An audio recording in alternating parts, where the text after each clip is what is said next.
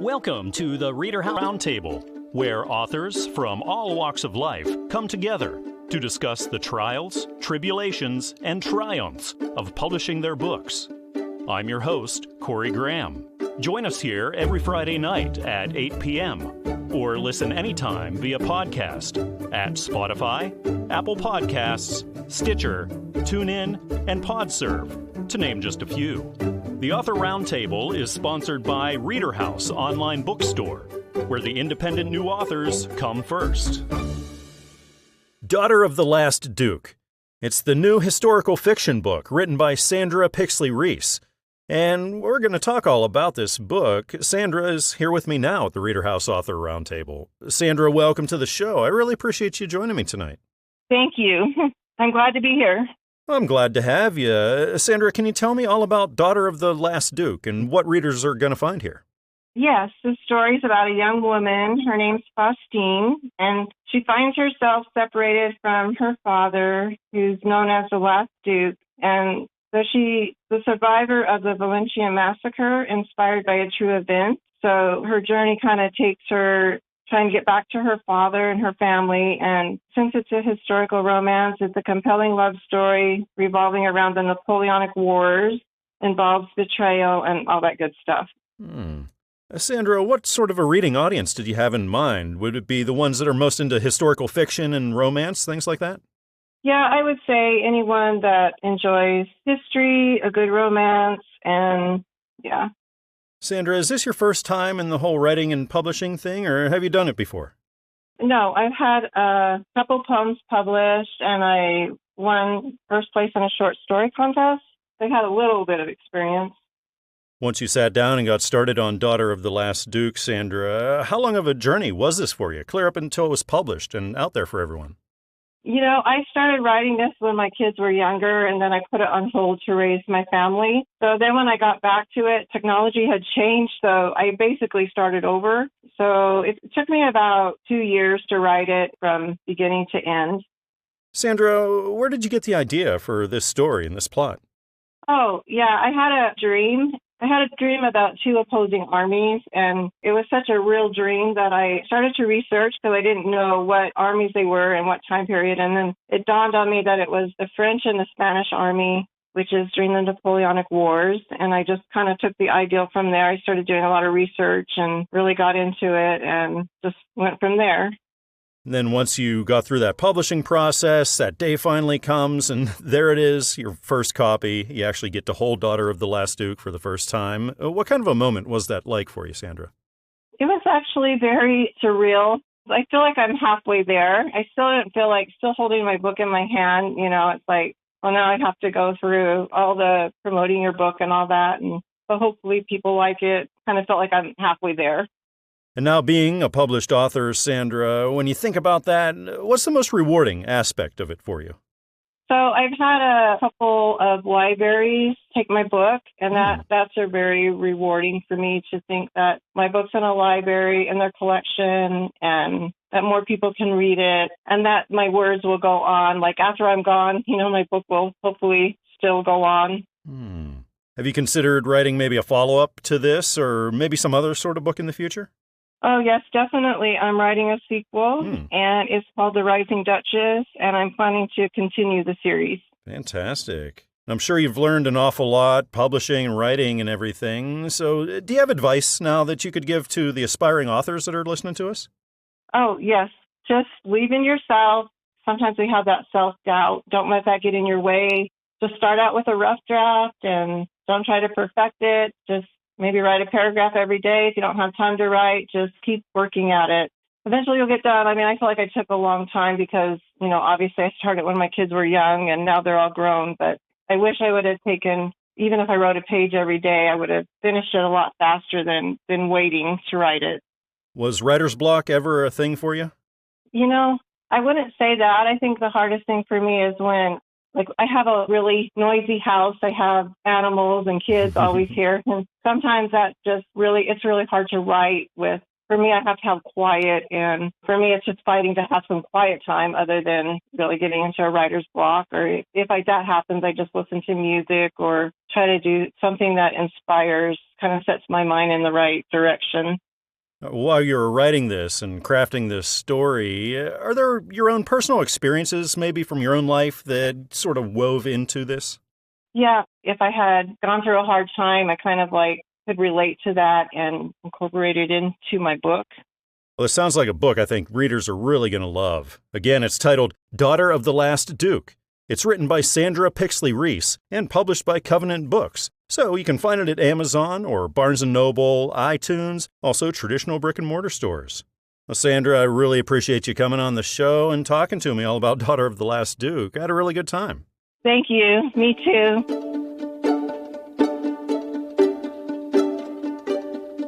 Author Joseph J. Badowski has a new book out that's historical fiction about the 1960 Baseball World Series.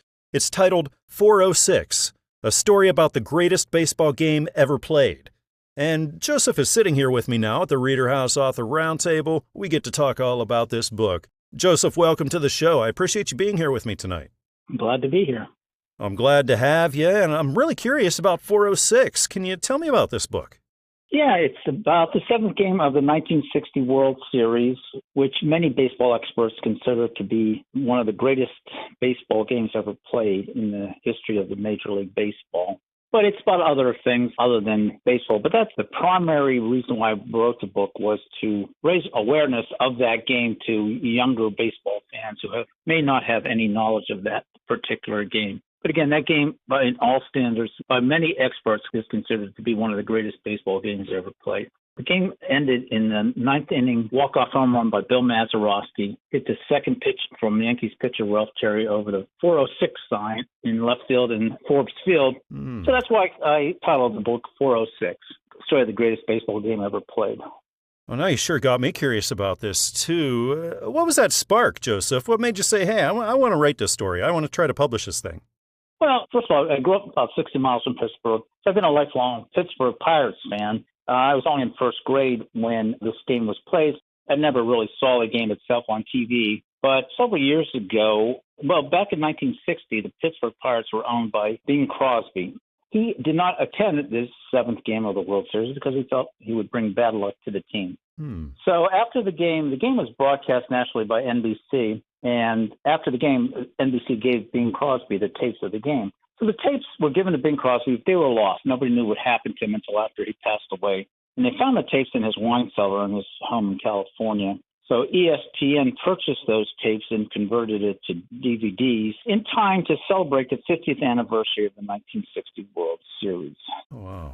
So I purchased that DVD, and it gave me an opportunity at an older age to experience or see the game, which I never had an opportunity when I was younger. So, after watching that seventh game of the World Series a number of times on DVD, I thought to myself, well, this would be a really good story to write about, and it'd make even a better movie. That was my motivation for wanting to write the book initially. And again, being a Pittsburgh Pirates fan, I had interest in learning more about the game myself because, again, I was too young at the time when the game was played back in 1960. Once you sat down, got started on this, how long of a process was it for you, both to write it and put it through that publishing process? I started about 6 years ago. The 50th anniversary of the game was in 2010. So I guess I started shortly after that writing the book. I finished 5 chapters and I stopped writing. So then my wife's cousin had passed away from ALS when he was only 35 years old. So his widow had subsequently written several, inspirational books about dealing with people suffering from ALS. So I had an opportunity to talk to her about her experience in writing her books. And she's the one that encouraged me about a year ago to go back and start writing a book again. So that's what I did. I picked it up. I had everything saved, so I just picked it up and started writing again. So it took me about another year after that to finish the book before it was published this past January. It actually hit the market in January. So that was kind of my inspiration to begin writing the book again after I had stopped writing.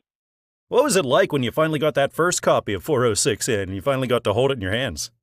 I was just so proud, and it was like, wow, I actually wrote a book, So And I wrote it also as a legacy to my family. I have 3 grandkids, so it was nice presenting them, although they really are kind of too young to read the book. So I presented them with a copy of the book and asked them to keep it as a legacy to me, because a lot of the book is also about my childhood growing up out in western Pennsylvania. Well, I think sports fans and non-sports fans are really going to love this book, and I encourage everyone listening to go out and give this a shot. Again, it's titled 406, a story about the greatest baseball game ever played. It's written by Joseph J. Badowski and is published by Christian Faith Publishing. So head on over to Amazon or Barnes & Noble or iTunes, also traditional brick-and-mortar stores, and you'll be able to get this book. And Joseph, it's been really wonderful talking with you and learning all about that game and about your book. And thanks again for coming on the show. Yeah, you're welcome. I appreciate it.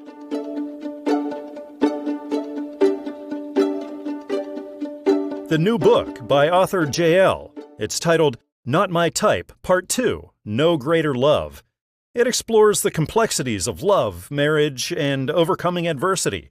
And we're going to talk all about this book. The author, Jael, is here with me now at the ReaderHouse Author Roundtable. Jael, welcome. Thanks for joining me. Thanks for having me. Absolutely. So I'm curious about Not My Type, Part 2, No Greater Love. And of course, before this, we had Part 1. So could you give us a little background maybe into this series and then what led into Part 2?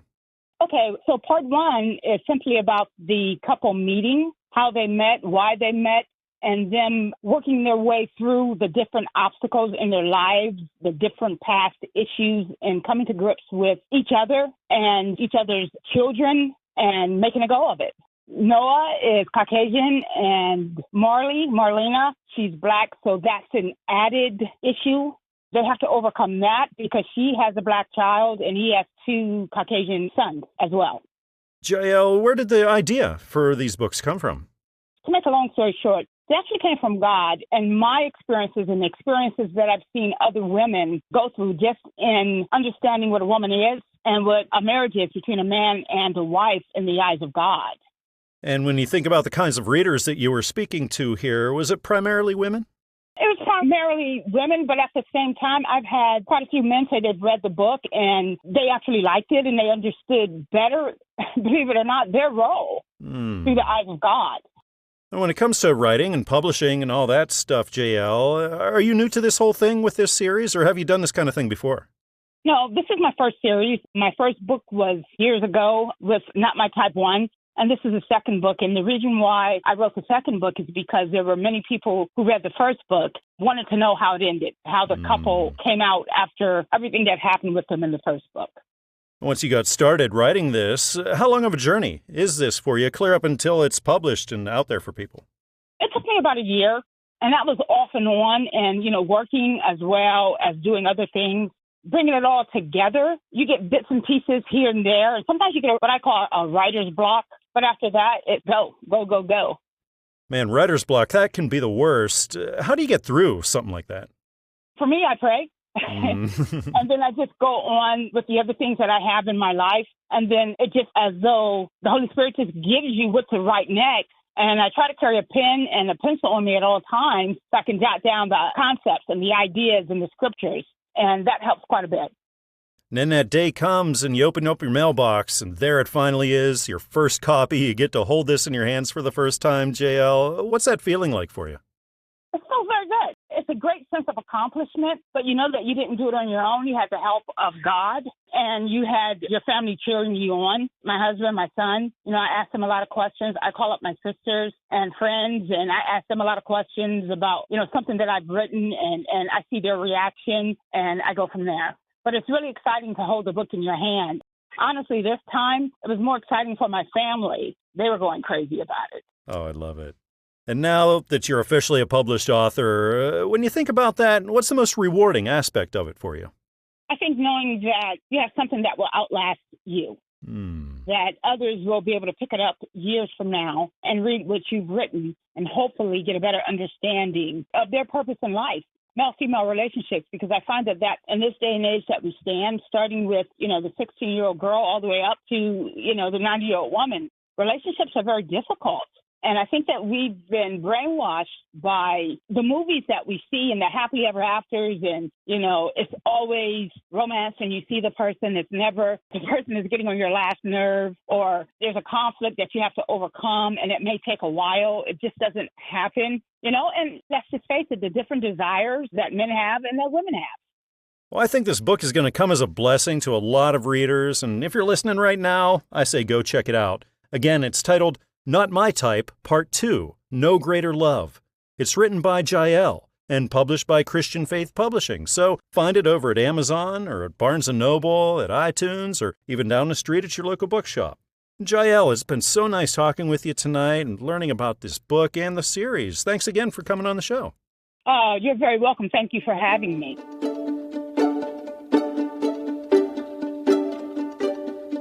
Victor T. Foia's new book, No Purchase Necessary, A Game of Greed and Chaos, Book 1, it contemplates the pitfalls of rampant materialism. And the audiobook edition just came out. That's what we're going to be talking all about right now here at the ReaderHouse Author Roundtable. I got Victor sitting here with me. Victor, welcome to the show. I really appreciate you being here tonight.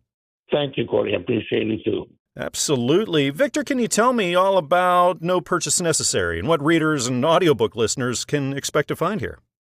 The novel intertwines two stories that ultimately come to clash. One is that of Sebastian Sinclair, a genius mathematician on the spectrum, who is maladjusted to the real world. He lives only for pure math, which he contemplates in a world of his own he calls the number space, and for his wife Charlotte, whom he worships.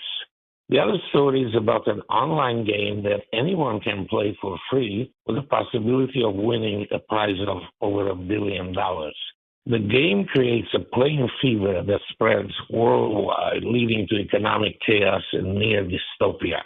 The situation that ultimately emerges resembles that of the Dutch tulip mania of the 1600s, upon which I elaborate much more in the book.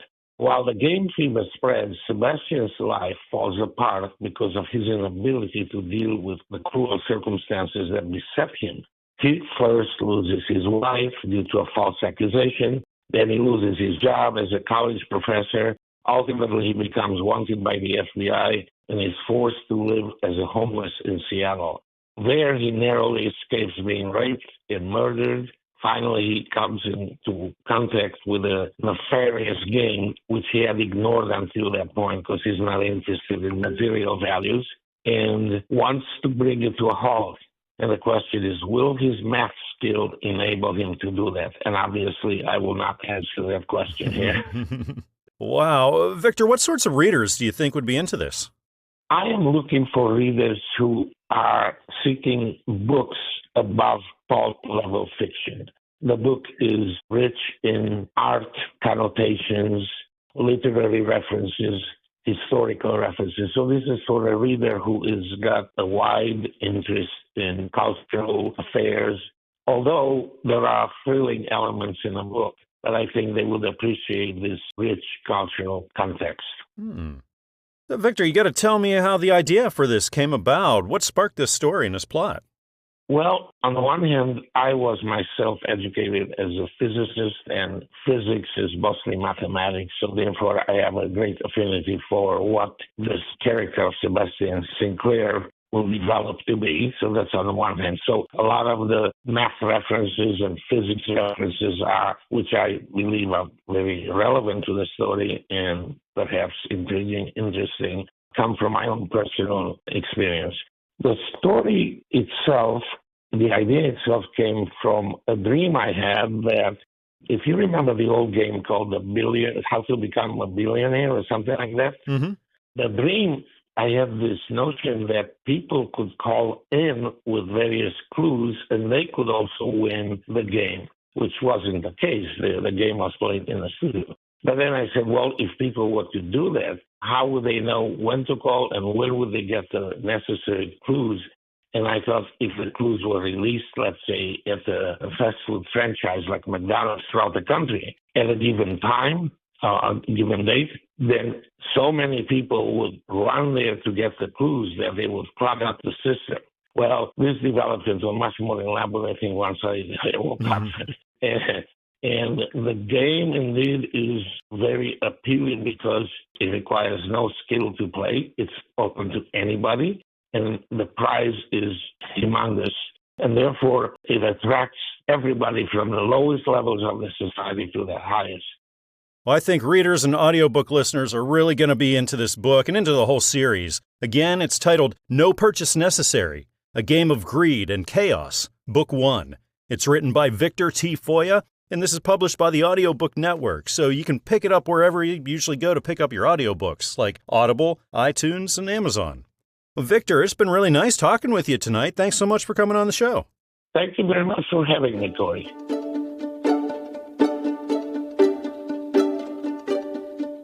Phoebe the Fibber. It's the name of the new book. It just came out, written by Kim A. Naimo. And Kim's sitting here with me now, here at the ReaderHouse Author Roundtable. We get to talk all about this book. Kim, welcome to the show. I really appreciate you being here with me tonight. Thank you for having me, Corey. Absolutely. Kim, can you tell me what readers are going to find when they open up Phoebe the Fibber? Well, I like to call this book, and this is going to be the first in a series of 5, this is a cross between Berenstain Bears and Dr. Seuss.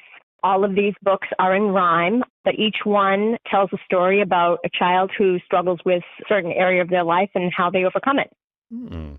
What age range of children do you think this is most suited for?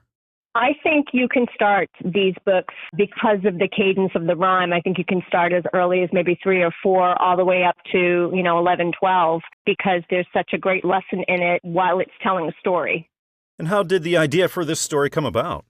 Well, the first book that I actually wrote was called Princess Pride, and she'll be coming out later, probably in the next year. And I was visiting with a friend of mine, and we were joking about how sometimes we both struggle with pride. And she said to me, well, you're just a Princess Pride. And from there, God just sort of downloaded this idea in my soul and in my spirit that that would make a great book for kids. And so she was the first one. And from there, probably within a period of about a year and a half, I wrote the other 4, and that includes Phoebe the Fibber. Oh, wow. How long does it take you to write one? Princess, she was done in about 3 days. The other ones, took varying times. Phoebe probably took me about maybe a week and a half, 2 weeks to write and to come up with the original skeleton of it, if you would. And then I've constantly changed it until publishing. So, just to make it, more readable and easier to understand for the kids. So. Kim, can you tell me about that moment whenever you open up your mailbox and there it finally is, your first copy, you've been working on it all that time, you get to hold it in your hands. What's that like? It's really a dream come true. I have loved writing since I was a child. I sort of do a little bit of writing in my professional career, but I always wanted to publish a book. Probably as COVID started, I decided, now's the time. And so went into it. And when I got the first book in March, I got the first copy. It was surreal, honestly. Now, there's the writing of the book, but then there's the publishing of the book, and that's a whole new ball game. What did you find the most challenging part of that publishing process?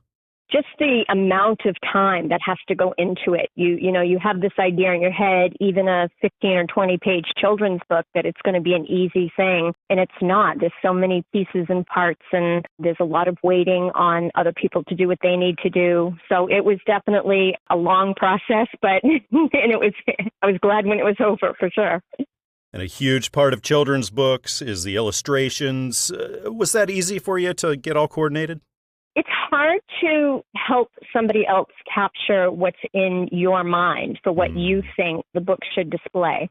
And so that was a lot of it, was going back and forth with the illustrator to try to make them capture what I was seeing in my head. And I would have to, I'm not a good drawer, so it was not pretty what I sent him, but he was able to finally, understand what I was looking for, and we helped make it come to life. And when you think about the fact that you're a published author, Kim, what would you think is the most rewarding aspect of it for you? Well, again, these books are a lesson. I am a licensed pastor, and I've always been a Bible teacher. So for me, it's not so much about needing to be like a New York Times bestselling author or anything like that. But if I can put something out there that's going to change lives in kids and, help parents to do that with them, that's my reward. If one kid can say to me, you changed my life because of what you wrote, that's going to make a big difference. And I often find that authors are often avid readers. Kim, what kind of a reader are you? I'm an avid reader for sure. I read. Yeah, I'm actually going on vacation next week, and I'm bringing 2 books with me because I know I'll read them both. So. Oh, I love it. Yeah. I think children and families are really going to love this series. Again, this book is called Phoebe the Fibber. It's written by Kim A. Naimo and published by Christian Faith Publishing. So go on over to Amazon or Barnes & Noble or iTunes, also traditional brick-and-mortar stores, and you'll be able to pick it up. Well, Kim, thanks again for coming on the show and talking with me here tonight. It was really nice. I appreciate it. Thank you so much, Corey. It's been a real pleasure.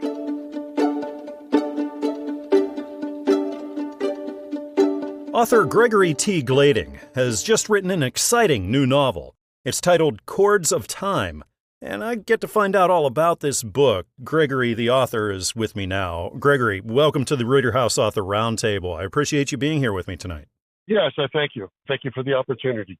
Absolutely. I'm excited to learn all about Chords of Time. Can you tell me what readers are going to find here? Well, first of all, I didn't just write it. I finished it quite a while ago, and I've written 3 novels since its completion.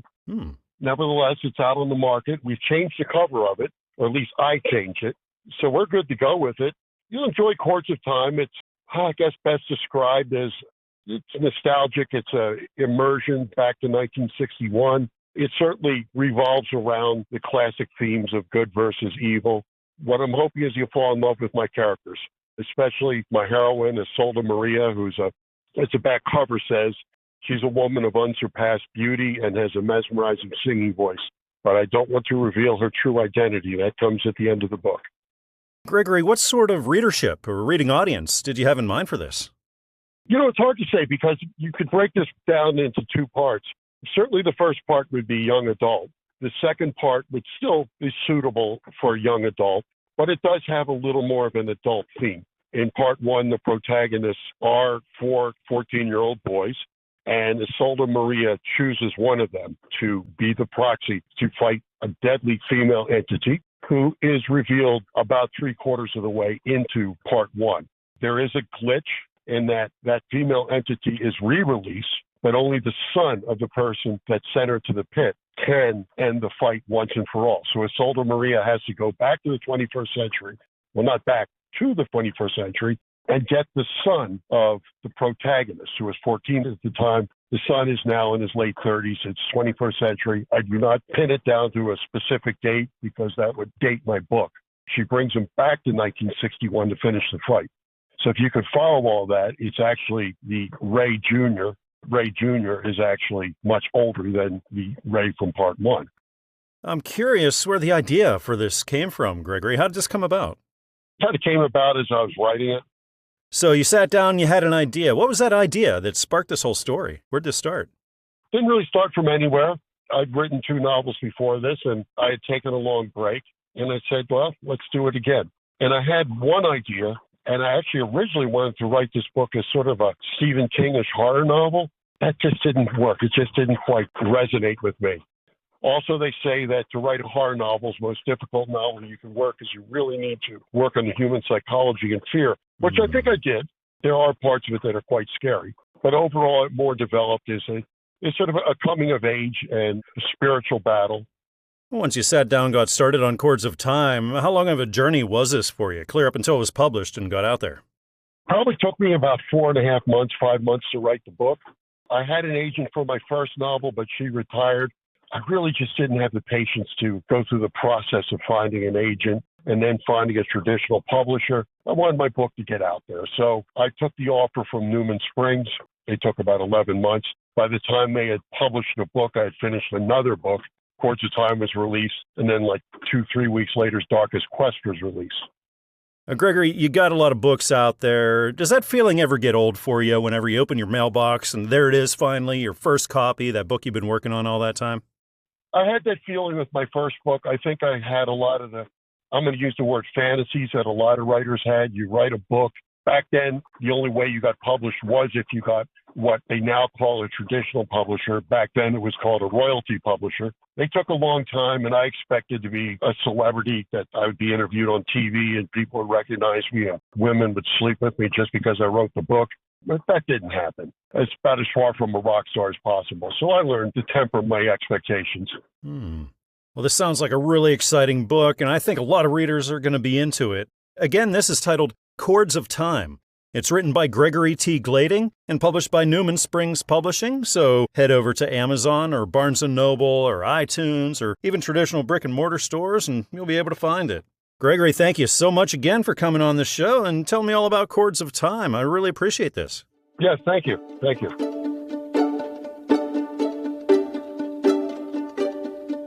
It's a reflection on the journey through the seasons of life. It's the new book by Linda G. Ramsey. It's titled Live in Hope for Every Life and Spiritual Season, Inspirations and Devotional. Live Hopefully, Joyfully Through Every Season of Life, Volume 1. And we're going to talk all about this. The author, Linda, is sitting here with me now at the ReaderHouse Author Roundtable. Linda, welcome to the show. Thank you for being here. Hi, Corey. Thank you so much for inviting me, and I'm looking forward to our short conversation tonight. I'm looking forward to it, too. I'm really looking forward to learning all about this book, Linda. Can you tell me what readers are going to find here? Sure. So I think readers will find an inspirational set of writings, stories, poetry, insightful in-looks and outlooks, different moments that, we have in our lives and events, and some also practical scriptural inspiration that I share my perspective on illustrating how to live hopefully throughout our natural lives and spiritual lives. So it's uplifting. There are some personal stories in there and some other stories and observations. And so it's to encourage people to think hopeful, even though we live in a world where it seems like there's not a lot of hope, but there is. I love that. Linda, did you have a specific reading audience in mind when you were writing?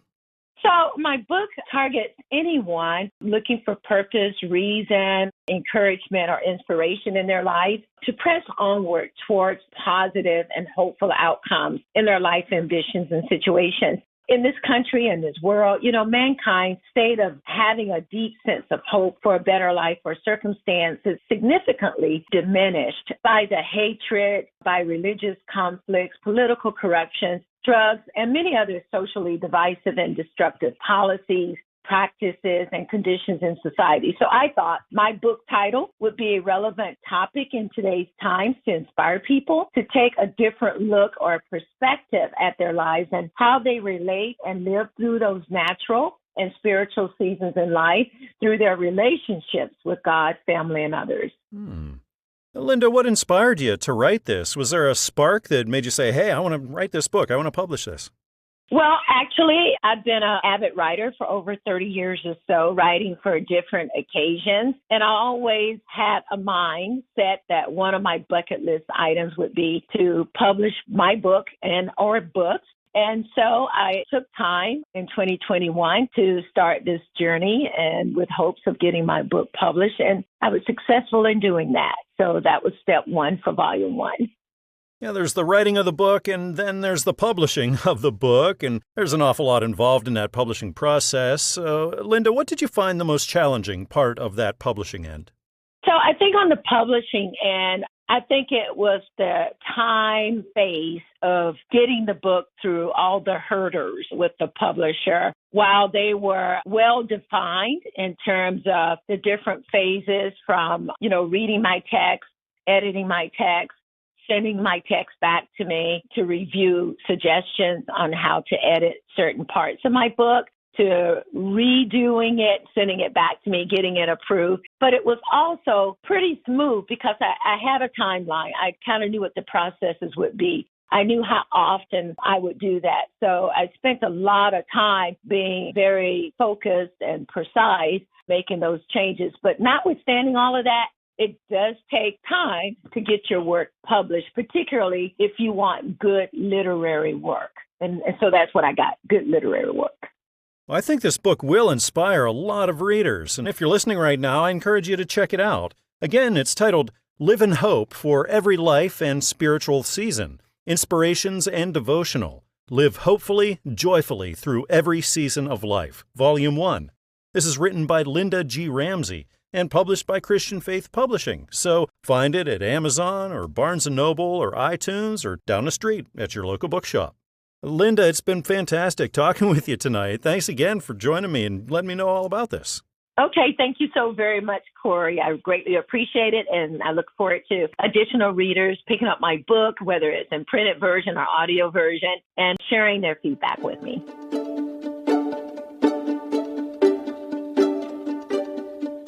Peony Meets the Knobby Nutties. It's the name of the new book by Daniel Yanity, and it teaches that we can each learn from our differences in a positive way. And I get to talk all about this book. Daniel is here with me now at the ReaderHouse Author Roundtable. Daniel, welcome to the show. I appreciate you being here tonight. I'm glad to be here with you guys. So, Daniel, can you tell me all about Peony Meets the Knobby Nutties and what readers are going to find here?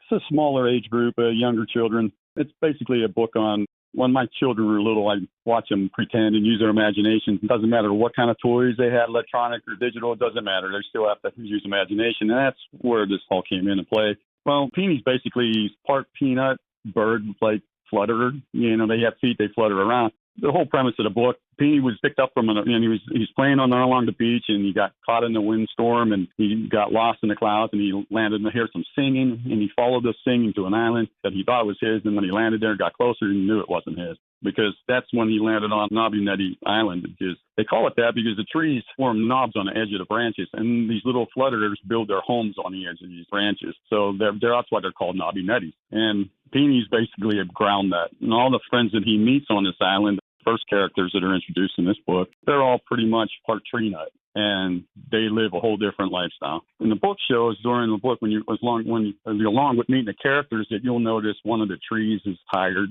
and they're helping him hold his branches up, old McAdee. And so what happens is that's going to show that these trees are sick, and they welcome Peeny in because they're going to help him find his way home. And since the trees are dying, they're going to need a new home. And it shows their differences and how they work along together, and introducing, someone new to their family and how they work together and stuff. So it's a fun little book. It'll introduce and show like your differences can be, a really good thing. Just because everybody's different, it just brings a whole new aspect into the society and helping each other out. And it's good to have be different, because if you're not, then it'd just be boring and everybody doing the same thing. You can't learn anything then. I love the message. I love the creativity here. How long did this take you? Once you sat down, started on it, clear up through when it was published and ready to get out there? Well, the idea started in 2001.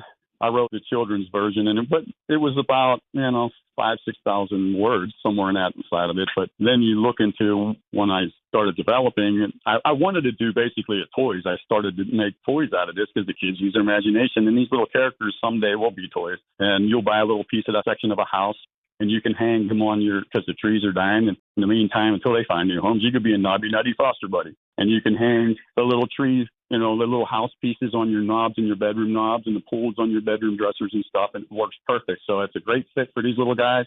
And there'll be a little clip on the back of them. You could carry them to school and trade them with your friends and aggravate the teachers because they're little short, fuzzy little guys and they're cute. Yeah, so I came up with that. And then my cousins, everybody's pushing me to do a book because I had all the characters and they said they're just too cute, and you got all personalities for them and stuff, and you have to do it. So I decided I took that version of that I wrote originally, and you have to cut it down. You know how it is when you write a children's book, between 500 to 800 words. And then you have to use your illustrations to just interpret the writings that you just eliminated. The biggest thing it took was I did the illustration and then did it on a tablet, and I had to get it Procreate. It was a program I used, and I never took classes for it. And it's really difficult to learn. But once you get the hang of it, it's a great tool. And it took me probably a good year and a half just to manipulate the program and learn how to do the things I needed to do to get the characters out. Man, what's it like whenever you open that mailbox and there it was, Peeny Meets the Knobby Nutties, the first physical copy, you got to hold it in your hands. What was that feeling like, Daniel? Accomplishment, an overdue one. It's been a while. And I do a lot of things, so it's one of them deals where, you're sitting there and, like I said, it got shiny. I started a new business, even with the aviation career, and you're raising kids and stuff. Life is busy. So to finally have it in your hand, and it was like, wow, I'm done. And it's just the beginning. It's just the first one, but it's just, how to do it now. And it's really refreshing to know that you don't have this long journey to follow now. It's going to be a lot quicker, a lot easier since you did it the first time. So experience pays off. Well, the message in this book's great, and I encourage everybody listening right now to definitely check this book out and the rest of the series.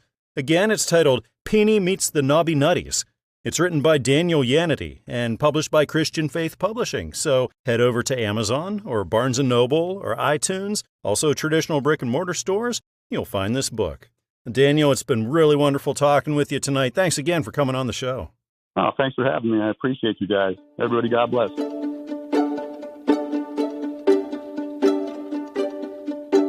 Fighting Demons While Chasing God.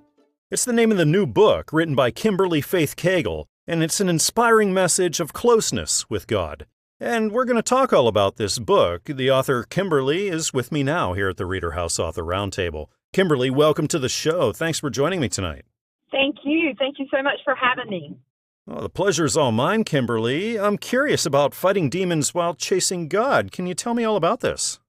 So this is a reflection through storytelling on some of the situations that I've experienced, a friend of mine, Caroline, experienced throughout our lives and going through Christian therapy to overcome these obstacles, and which I see as the spiritual battle that I feel like we're really in right now, especially of overcoming and fighting those demons that attack us in every which way in life.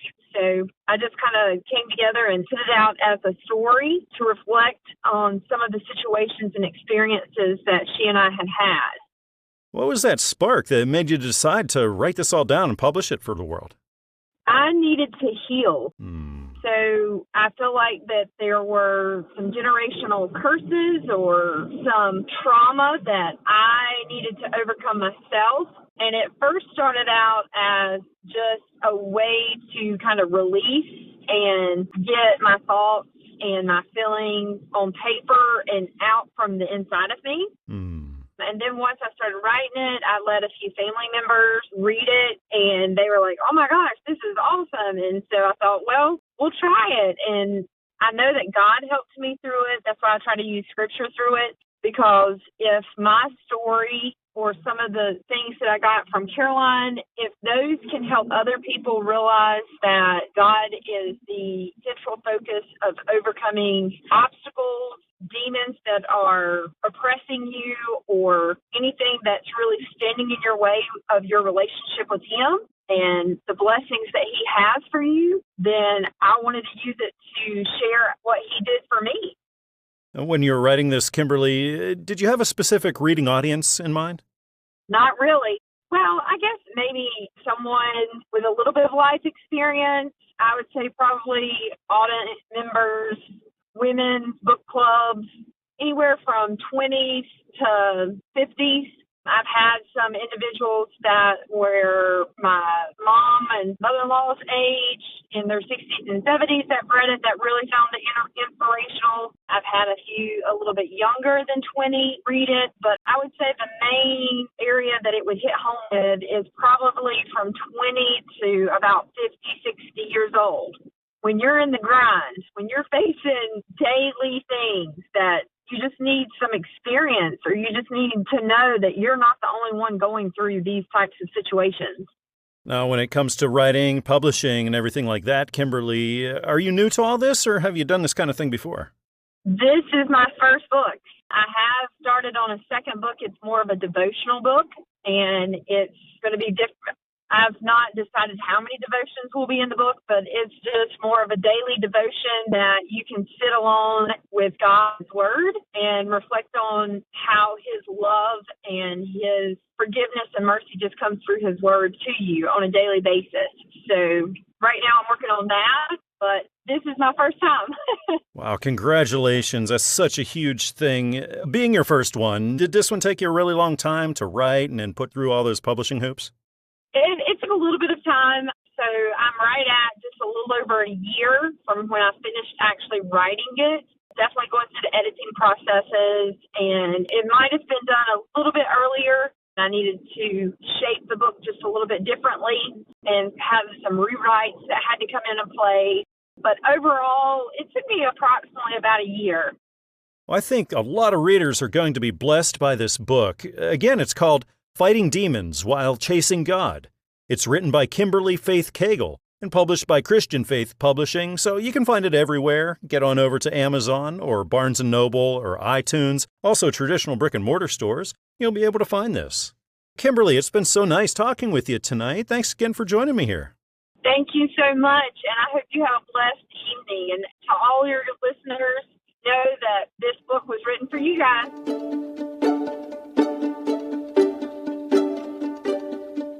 Joining me now here at the ReaderHouse Author Roundtable, I'm really happy to be welcoming author Daniel Joseph Plumley. Dan, welcome to the show. I appreciate you being here with me tonight.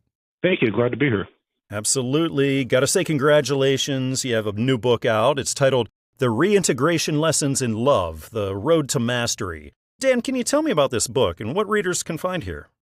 So this book, there's a few different things going on here.